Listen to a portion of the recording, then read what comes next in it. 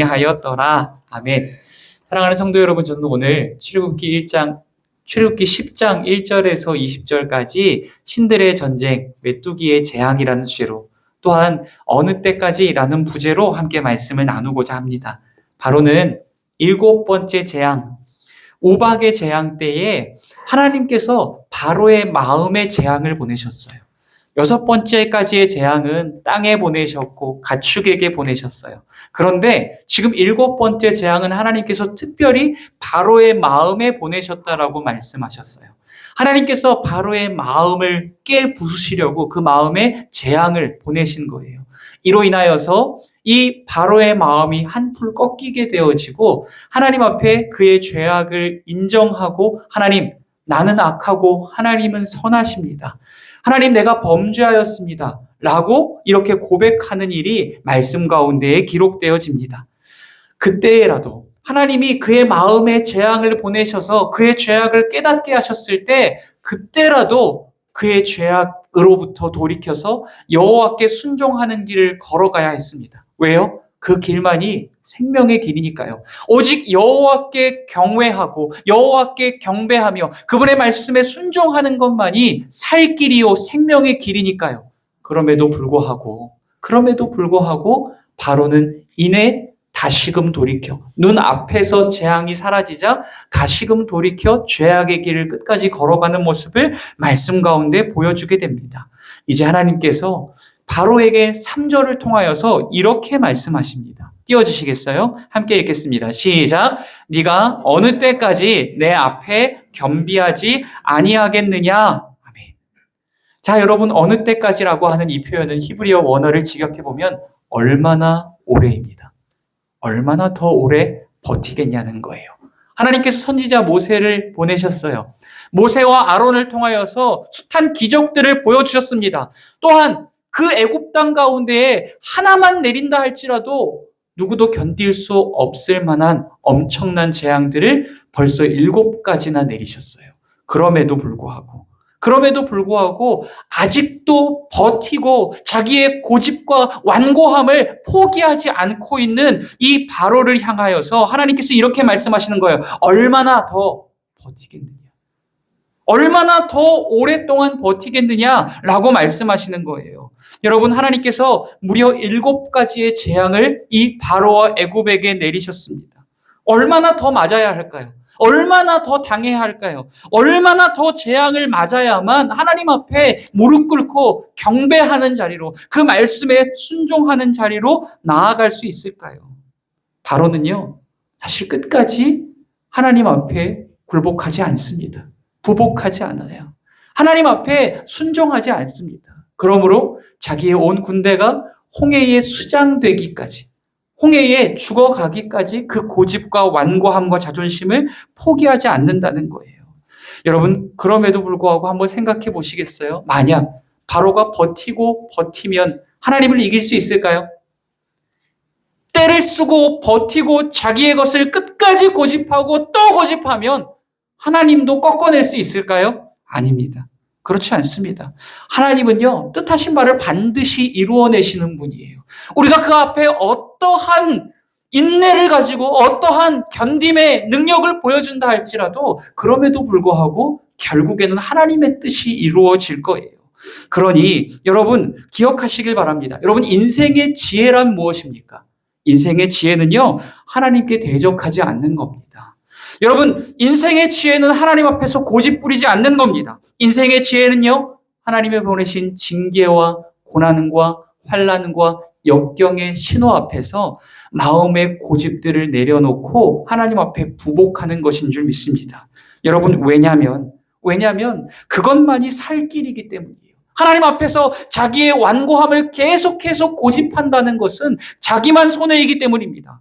여러분, 그런데요, 이것이 어쩌면 오늘 우리에게 필요한 지혜일지도 모르겠다는 거예요.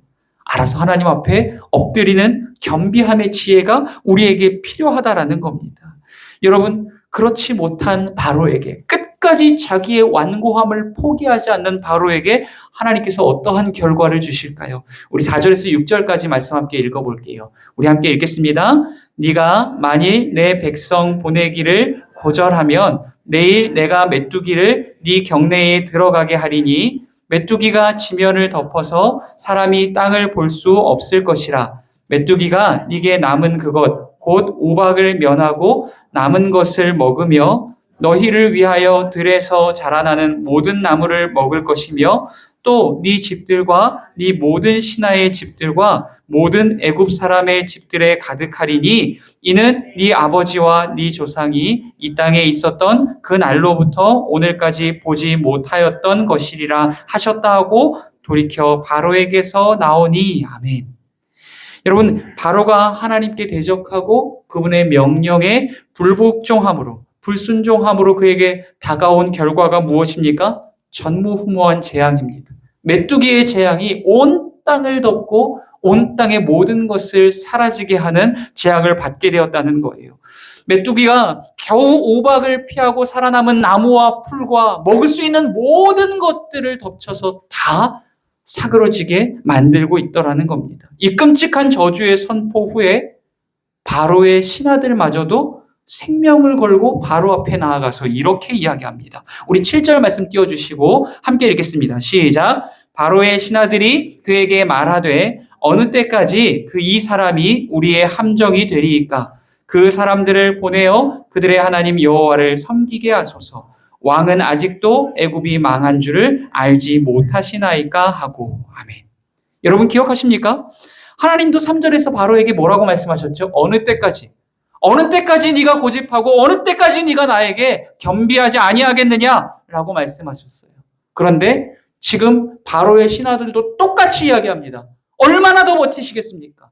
어느 때까지 하나님 앞에 겸비하지 않고 하나님의 뜻에 따르지 않겠습니까? 라고 따져 묻고 있는 겁니다. 도대체 그놈의 히브리 노예들이 뭐라고?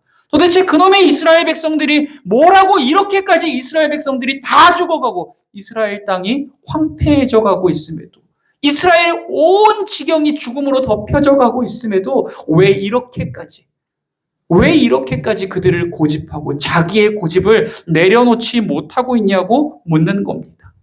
여러분, 이 신하들이 바로에게 마지막으로 뭐라고 이야기합니까?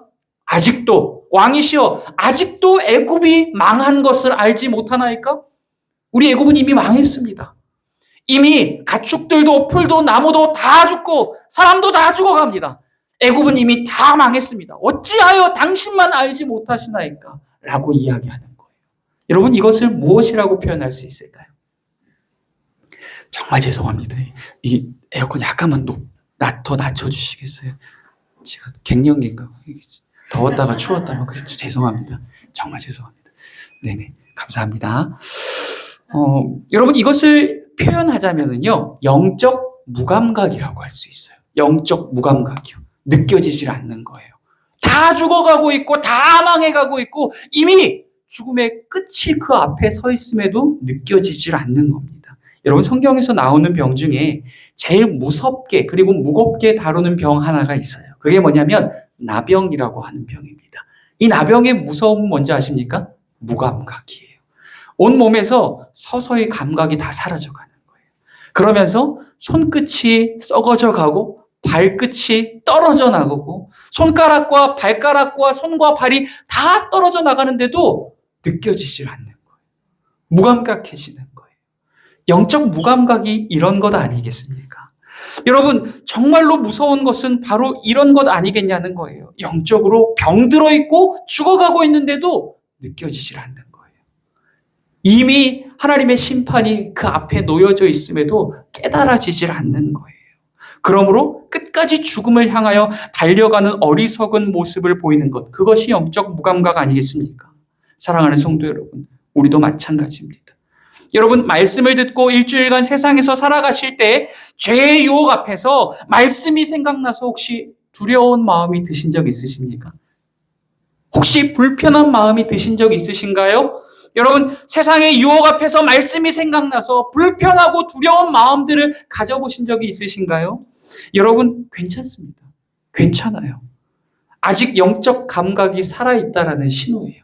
성령께서 내 안에서 역사하고 계시다라는 증거라는 거예요. 성령이 하시는 일이 무엇입니까? 우리 안에 계심으로 하나님의 말씀이 생각나게 하는 거예요. 그래서 때로는 용기를 내어서 하나님의 말씀에 순종하고 살아가게 하시고, 때로는 죄의 유혹 앞에 섰을 때 하나님을 두려워하는 마음을 갖게 하심으로 말미암아 하나님의 뜻을 붙들고 순종의 길을 걸어가게 하시는 분이 성령 하나님이시라는 거예요. 아직 우리 안에 죄를 향한 불편한 마음들이 있다면, 하나님의 심판을 향한 두려운 마음들이 있다면 괜찮은 겁니다. 괜찮아요. 여러분, 정말 문제는 뭐예요? 진짜 무서운 건 뭐예요? 영적 무감각입니다. 예배의 자리로부터 점점 멀어지고, 기도의 자리로부터 점점 멀어지고, 말씀과 순종의 자리로부터 점점 멀어져요. 그런데 두려운 마음이 없어요. 죄와 세상의 유혹 앞에 섰어요. 그런데 불편한 마음이 들지를 않아요. 계속해서 담대함을 갖게 되는 거예요. 죄의 담대함을 갖게 되는 거예요. 죄에 대하여서 용기를 가지게 되는 거예요. 그게 바로 우리의 영이 죽어가고 있다는 증거입니다.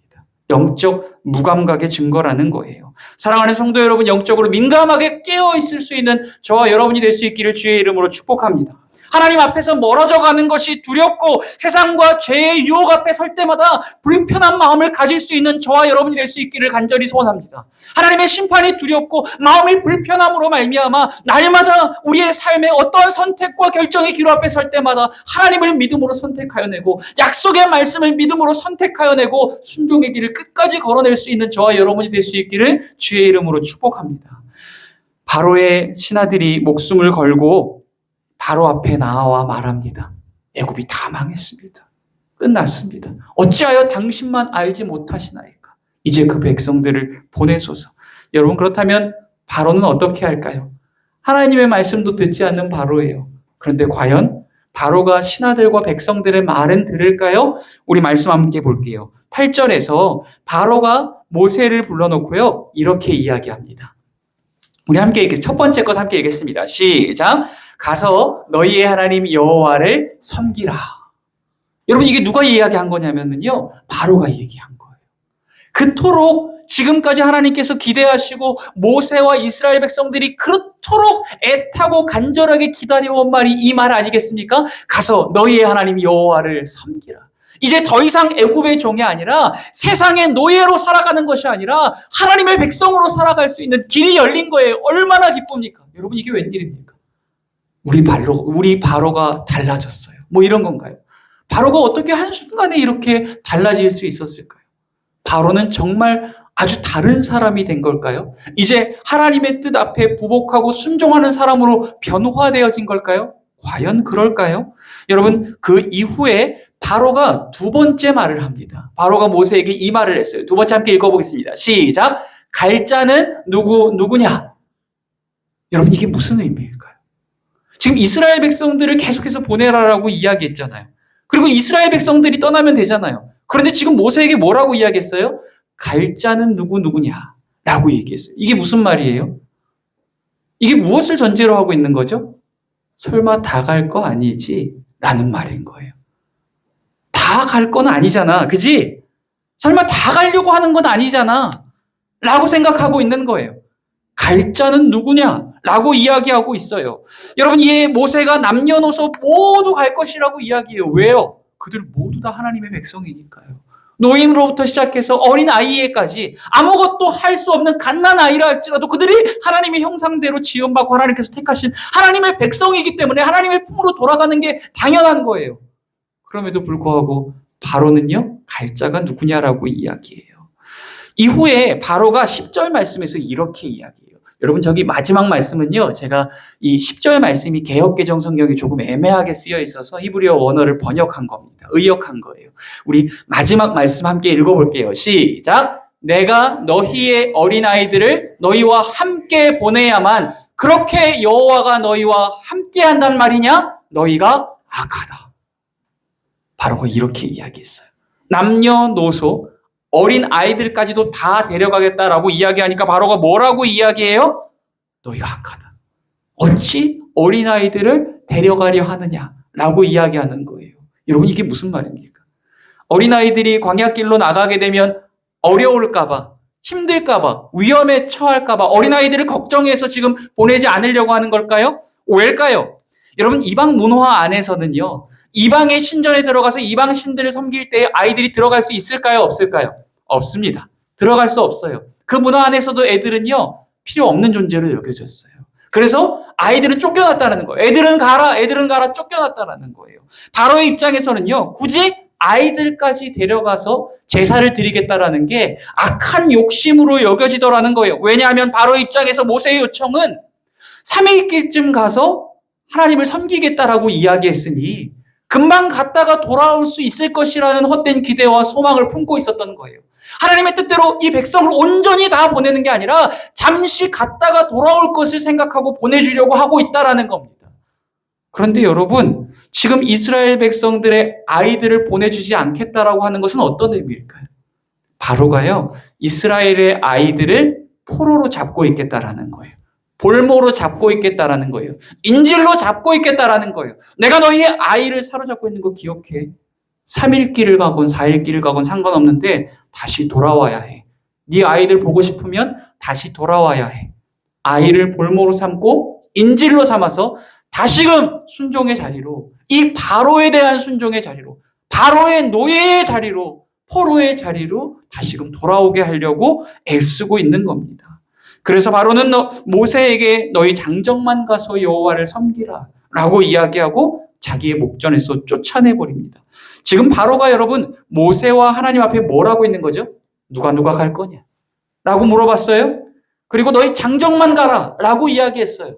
여러분, 지금 바로가 모세에게 한 이 두 가지 말을 두 글자로 요약하면 뭘 한 거죠? 거래한 겁니다. 거래한 거예요. 딜을 한 거예요. 협상을 한 겁니다.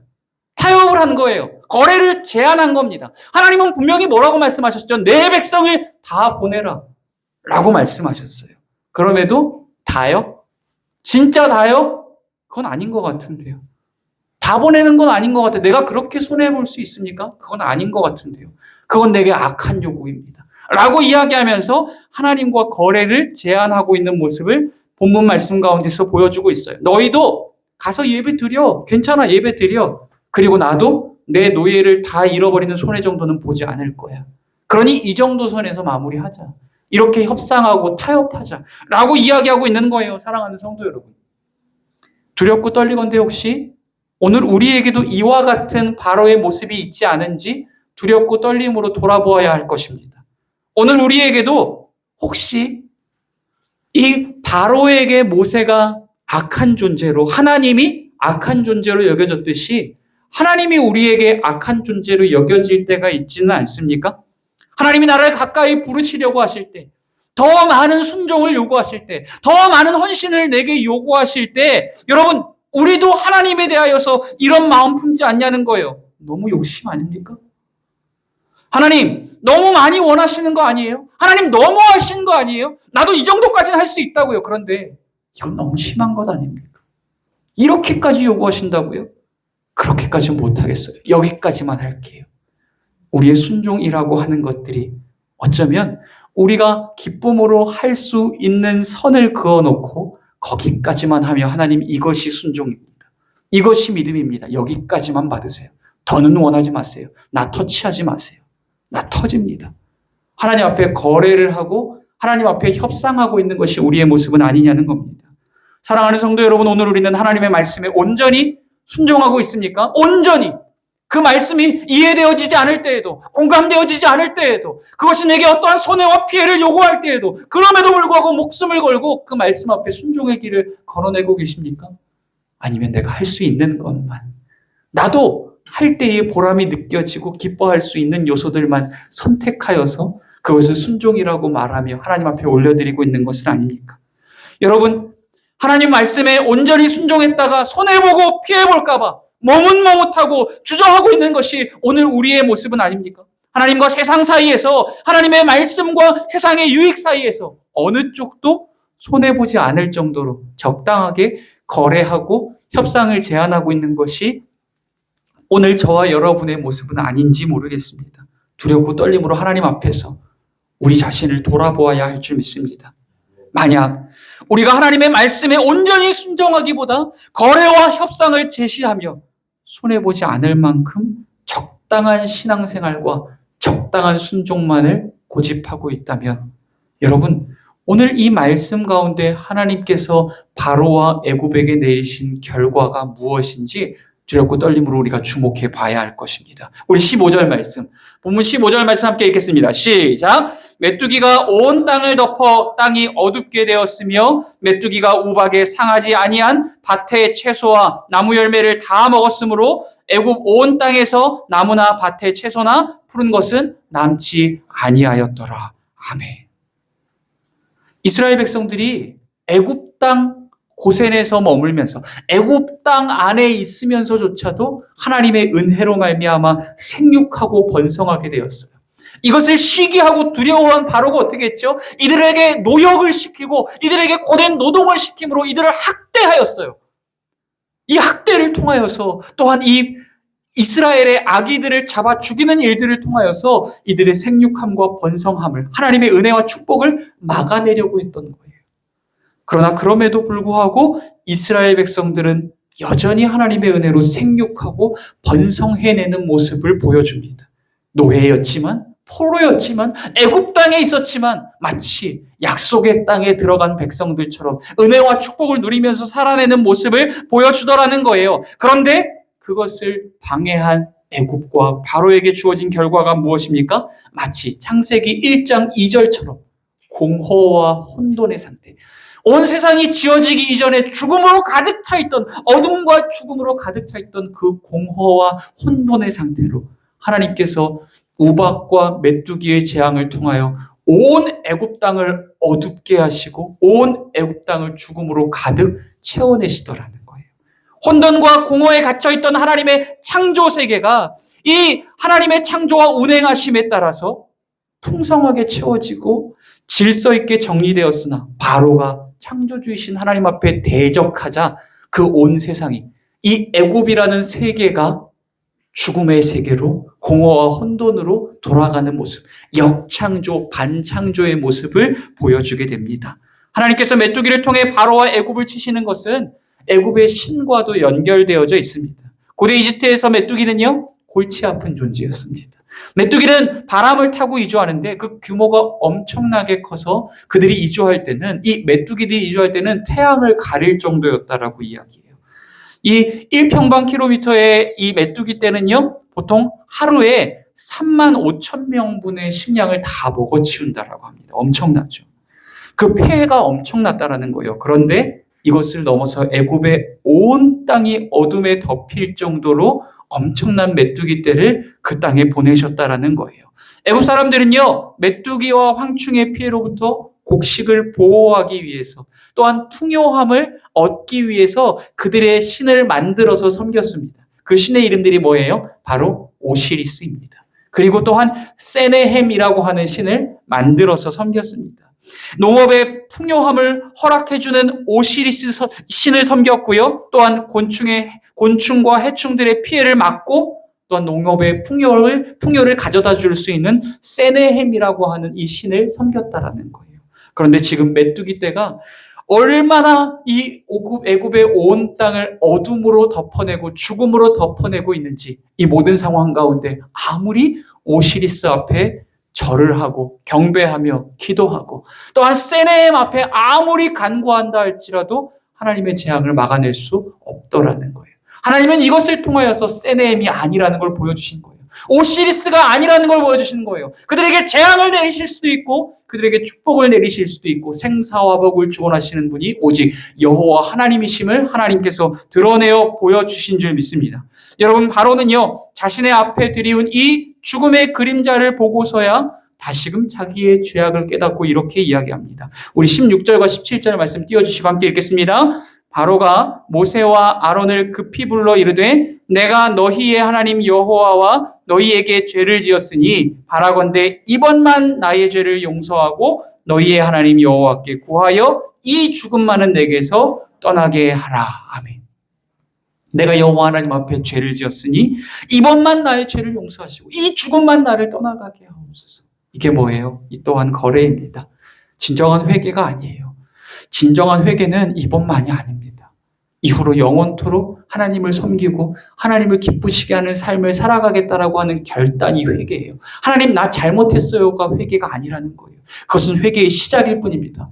내가 그것을 잘못했다라고 느낀다면 그 죄로부터 돌이켜 여호와를 향하여 선택하고 걸어가는 믿음의 삶이 그 가운데 주어져야 한다는 거예요. 이것이 진짜 회개라는 겁니다. 그럼에도 불구하고 마치 언발에 오줌 누듯이 이 눈앞에 놓여진 재앙을 제거하기 위하여서 하나님 앞에 회개하는 척하는 이 바로의 완악한 모습을 본문에서 발견할 수 있습니다. 바로는요, 이때라도 깨달았어야 했습니다. 하나님께서 그의 청을 들어주시고 이 메뚜기 떼를 서풍이 불어서 어디에 넣으셨다고요? 홍해에 넣으셨다고요. 홍해에 몰아넣으셨다고요. 이때라도 깨달아 알았어야 했어요. 아, 하나님의 말씀대로 순종해야 우리가 살겠구나. 재앙을 내리시고 축복을 내리시고 또한 구원과 생명을 주관하시는 분이 오직 여호와 하나님밖에 없으시구나. 이것을 깨달았어야 했어요. 그러나 바로는 이것을 깨닫지 못함으로 말미암아 홍해에 죽은 것은 메뚜기 떼만이 아니었다라는 거예요. 결국 그의 모든 군대가 이 홍해에 처박혀 죽어가기까지 그의 완고함을 포기하지 않는 모습을 보이더라는 겁니다. 사랑하는 성도 여러분, 하나님은 저와 여러분이 하나님 앞에 겸비하여 오직 하나님의 말씀에 순종하는 길을 걷기를 바라고 원하시는 줄 믿습니다. 혹시 오늘 우리도 바로와 같이 고집부리며 불신과 불순종의 자리에서 끝까지 버티고 고집하고 있는 모습이 우리 안에 있지는 않습니까? 혹시 오늘 우리도 매일의 삶 속에서 신앙과 삶, 말씀과 세상의 유익 사이에서 갈팡질팡하며 손해보지 않을 만큼 거래하고 협상하는 모습들이 우리 안에 있지는 않습니까? 사랑하는 성도 여러분, 오늘 말씀의 제목과 같이 안타까운 마음으로 우리를 향하여 말씀하시는 어느 때까지겠느냐? 어느 때까지겠느냐? 어릴 때까지겠느냐? 우리를 온전한 순종의 자리로 애타게 찾으시고 부르시는 하나님 앞에 기쁨으로 나아가 생명의 길을 선택하여 하나님 손 붙들고 영원한 하나님 나라를 향하여 걸어가실 수 있는 오늘 저와 여러분이 될 수 있기를 주의 이름으로 축복합니다. 우리 함께 기도하고 찬양하고 기도하는 시간 가질 수 있도록 하겠습니다. 사랑과 은혜가 많으신 하나님 아버지, 오늘도 귀하고 복된 말씀 나누게 하시니 감사합니다. 바로가 애굽이 다 죽게 되었고 애굽이 다 망하게 되었음에도 영적으로 무감각함으로 말미암아 깨닫지 못하고 불순종의 길을, 불복종의 길을